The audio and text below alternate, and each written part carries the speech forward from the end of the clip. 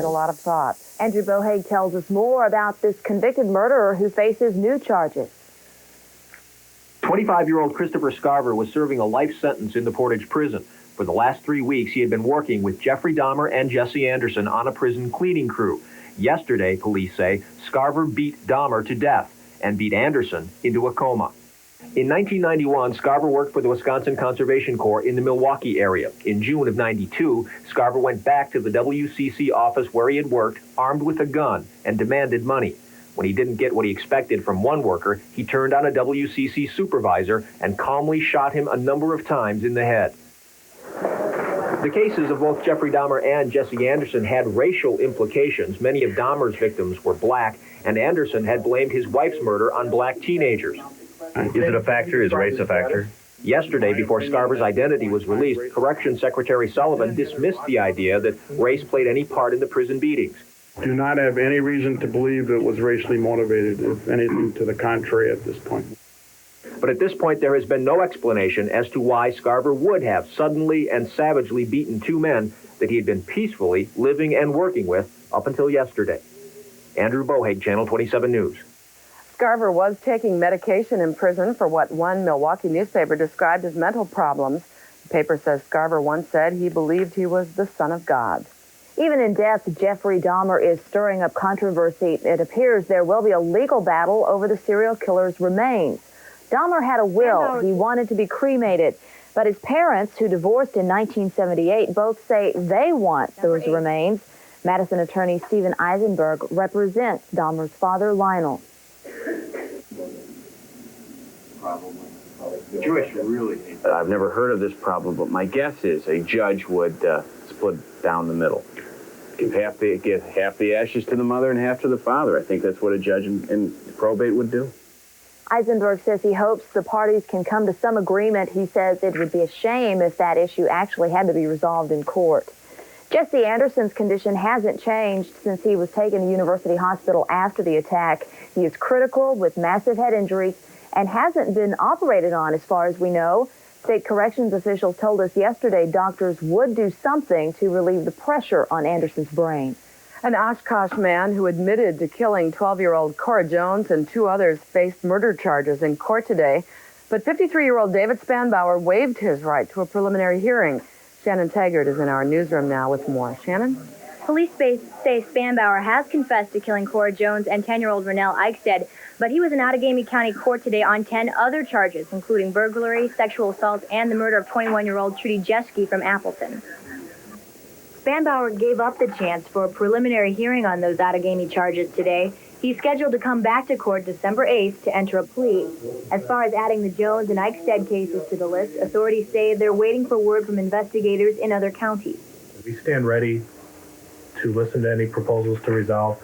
We stand ready to consolidate if other counties want to do that. At this time, it's just too premature to say anything's firm. Meanwhile, Spanbauer waits for his arraignment hearing in an isolated cell in the county jail. He is segregated in a cell block away from the rest of the adult population. He is monitored approximately every half hour. His media exposure is controlled. Authorities have been operating under the assumption that Spanbauer will plead guilty to the charges. If so, he could be sentenced by mid-December, but if he does not plead guilty, the DA said today he's prepared to take this to a jury trial. Thanks, Shannon. And tonight at 6, we'll have more on why security was so tight in the courtroom today and why Spanbauer is getting extra protection in jail. A one-time suspect in the Cora Jones case is out of jail now. A judge let James Wintella go after reducing his bail this morning.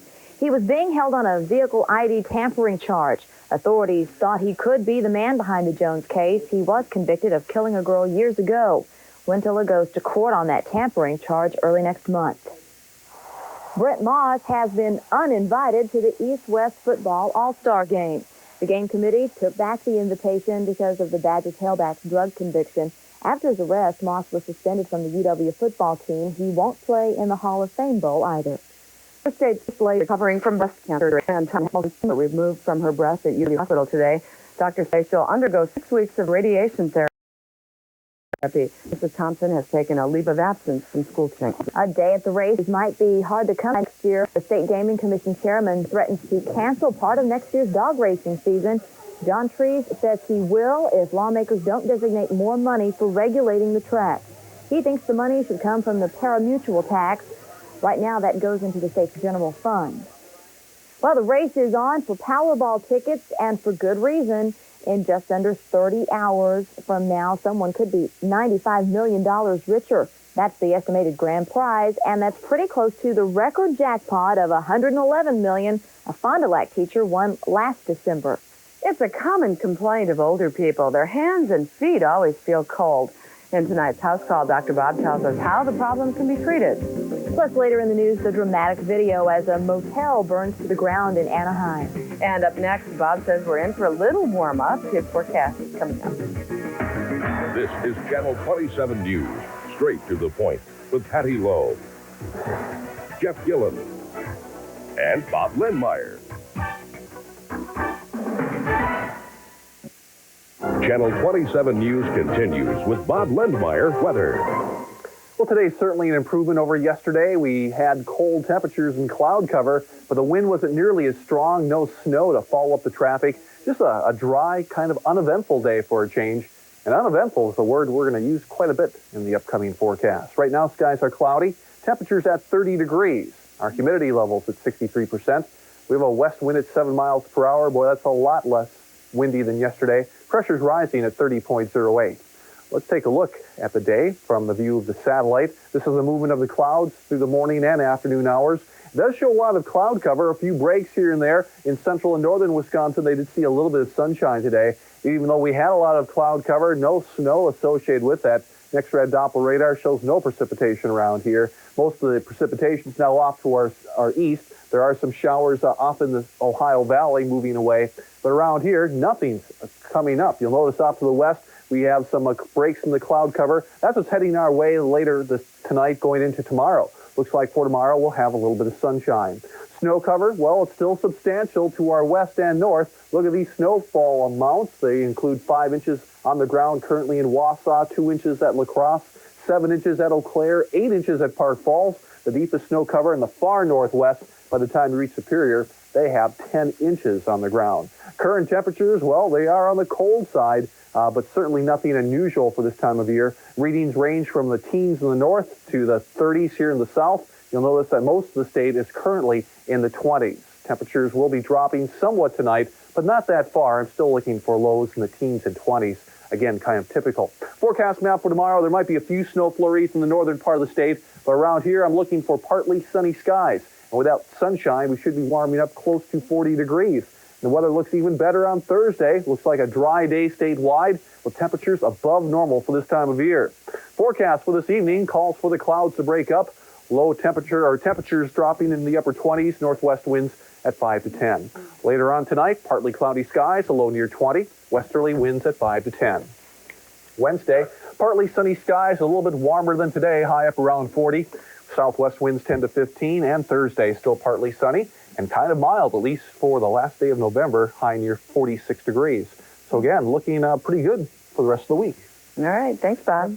Breast cancer biopsies may soon be a thing of the past. We'll explain why coming up. And don't plan your winter getaway before watching tonight's Money Talks. Coming up on Money Talks, how to save 70% on that travel bill.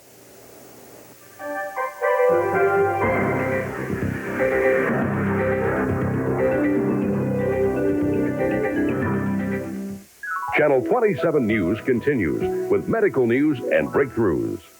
Leading our medical report, researchers say they found a way to identify breast cancer without using painful biopsy. Scientists at UCLA are using a radioactive tracer after suspicious mammograms, and they say it's been 90% effective in identifying malignancies. They say the new method is cheaper and less disfiguring. We all know cocaine babies exposed to cocaine before birth have health problems, but a new study shows just how serious those problems are. Researchers in Boston found cocaine babies were 5 to 12 times more likely to have abnormal heart rhythms than babies not exposed to the drug, and they were much more likely to die of respiratory illness and heart failure. A coalition of women's groups is asking the FDA to relabel 6 brands of birth control pills.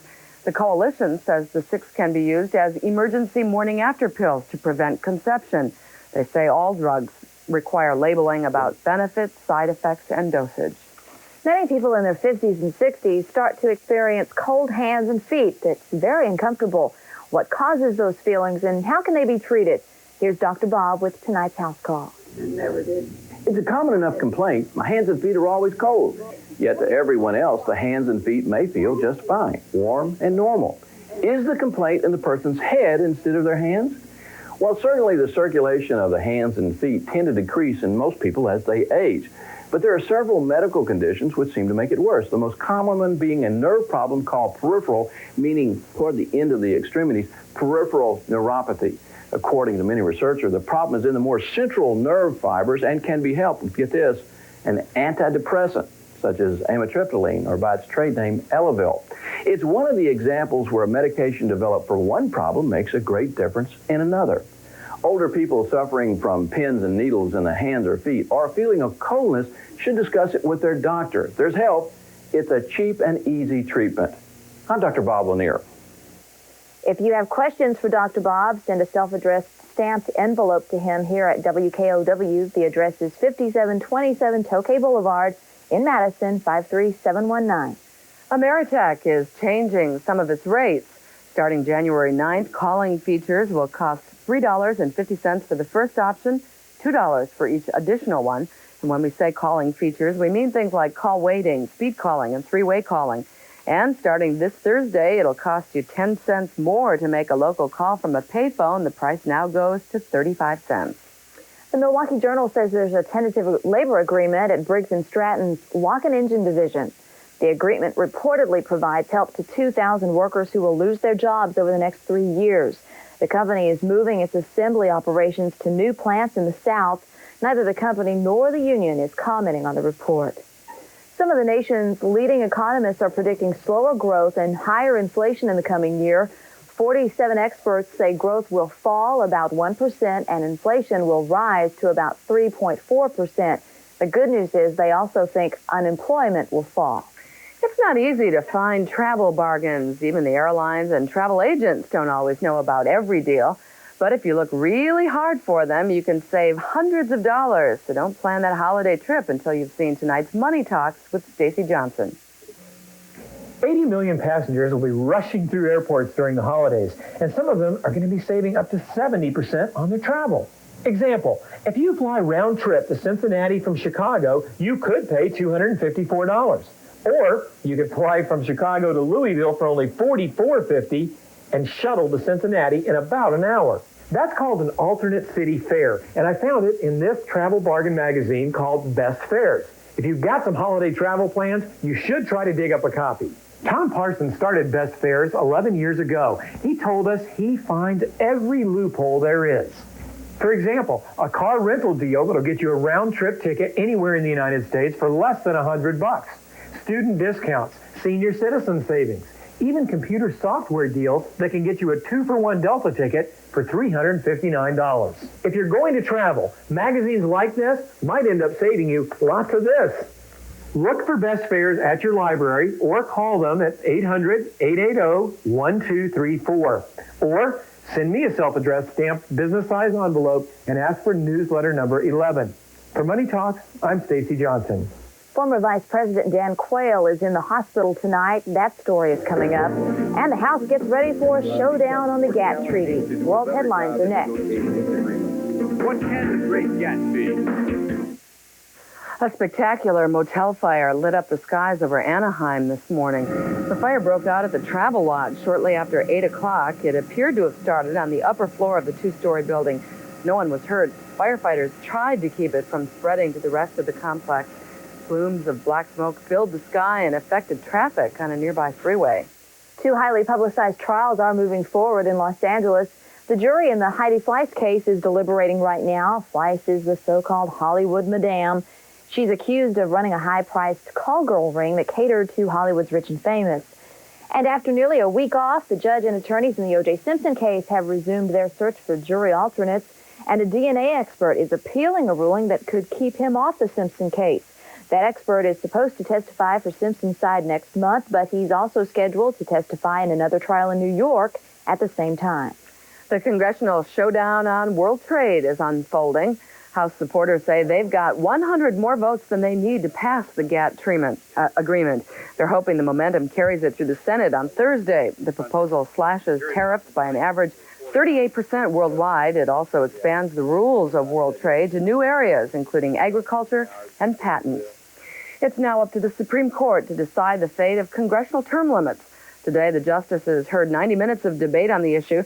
They gave out some mixed signals on whether they'll rule congressional term limits constitutional. The High Court is expected to announce its decision by late June. So what do you think? Should we have term limits for Congress? That's tonight's Street Talk. The people vote, the people put the people in office, and they should stay there as long as they're voted in. People already have the right to vote them out of office, so I don't think any government telling them that they need to do that. There should be frequent changes because of new ideas coming up after each term. I think there should be only two terms, the way it is with the president. It's not a very good idea because a lot of members of Congress get a lot better as they go along. And that is tonight's Street Talk. Former Vice President Dan Quayle is in an Indiana hospital. Doctors found a blood clot in his lung after he complained about shortness of breath. With more on Quayle's condition, here's reporter Chris Turner from our Indianapolis affiliate. Former Vice President Dan Quayle is in stable condition, resting in his room at University Hospital, under treatment for a blood clot on one of his lungs. Quayle's wife, Marilyn, is at his side in his room. They both are feeling extremely optimistic, and they're very, very upbeat. Doctors are treating Quayle with anticoagulant medicine, which thins the blood. Medicine designed to prevent other blood clots from forming. Now, Quayle had come to the hospital at first on Sunday, was diagnosed with walking pneumonia, and then went back home. It was symptoms, and the symptoms didn't get better. They progressively increased. But Quayle later came back to the hospital on Monday night. He complained of shortness of breath. Doctors at first thought his condition life-threatening, but now they say his life is not in any danger. The hospital expects Quayle to stay here for about a week, and doctors do expect a full recovery. That would allow Dan Quayle to resume promoting his book and laying the groundwork for a possible presidential bid in 1996. Chris Turner for ABC News, Indianapolis. About 700,000 people get blood clots on the lung each year. About 5 to 10% of those people die suddenly from them. Topping our look at world news, in Bosnia, the mayor of Bihać says he doesn't know how long he can hold out. The town is under Serbian attack. Reports say even the hospital has been hit by artillery fire. Bihać is supposed to be one of 6 UN safe havens in Bosnia. Negotiators from the U.S. and 4 other countries are in Sarajevo trying to figure out what to do about the offensive. Minutes before the delegation arrived, 3 guided missiles slammed into the center of Sarajevo. 1 woman was hurt and several buildings damaged in the attack. U.S. Senate Republican leader Bob Dole arrived in Brussels for a meeting with NATO leaders this morning. He's been scathing in his attack on NATO's role in Bosnia, saying he doesn't think UN troops have accomplished anything and should be withdrawn. One of the leaders of the anti-war movement, Jerry Rubin, is dead. Rubin formed the Yippie movement and gained fame as one of the Chicago 7. In the 80s, he went from Yippie to Yuppie, working as a Wall Street banker. Rubin died of injuries last night after being hit by a car 2 weeks ago. He was 56. Wendy Warren is live in our satellite center now with a look ahead to our primetime lineup. Wendy? Well, Rachel, the news continues after Channel 27 News at 5. Coming up on World News tonight, the 103rd Congress is involved in its last great debate, whether the United States will sign on to the biggest international trade agreement in the history of trade. And we'll begin an in-depth look at how the 104th Congress is going to look. Well, then something completely new and different on Channel 27 News at 6. We'll continue our coverage of the Jeffrey Dahmer murder. Tonight, Andy Bohag talks with corrections official Mike Sullivan about the man suspected of killing Dahmer. Plus, in the Medical Minute, the latest information on prostate cancer. A new treatment method is being tested. We'll tell you about it. Our 6 o'clock news is followed by entertainment tonight at 6:30. Then at 7, it's Full House with Me and the Boys at 7:30. The 8 o'clock hour brings Home Improvement and Grace Under Fire before an all-new episode of NYPD Blue tonight at 9. Then on Channel 27 News at 10, we told you Jeffrey Dahmer's corresponded with a Madison priest, but he also wrote to other pen pals. We'll talk to one of them tonight. That's a look at what's on Channel 27 this Tuesday night. I'm Wendy Warren. A California hummingbird is flying high tonight. But it wasn't that long ago this little guy was in real danger. We'll have his story when we come back. We're going to go?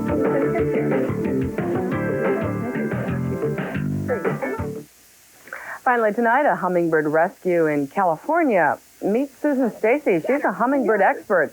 About 2 months ago, she went to Alaska to rescue a hummingbird that had blown off course. A storm forced the little guy out of California to the cold temperatures of Alaska.